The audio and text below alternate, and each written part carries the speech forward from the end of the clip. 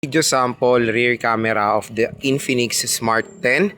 So, ang pinaka-max resolution niya mataas, 2K resolution, pero up to 30 FPS. Even yung Full HD 1080p niya is support lang ng 30 FPS. So, yun yung quality niya. Medyo shaky. For price tag na 4,000 pesos. Kayo na mag-judge niyan. Pero for me, ayan, doon ako na doon sa medyo shaky siya. Ayan. So, video sample front-facing camera of the Infinix Smart 10. So, pinaka-max resolution niya is 2K resolution. Pero gamit natin is Full HD 1080p at 30 FPS.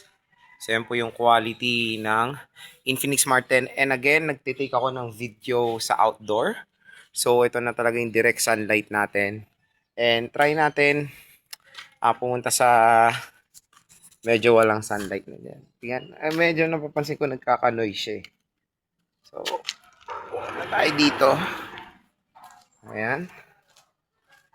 Oh, yan may mga noise.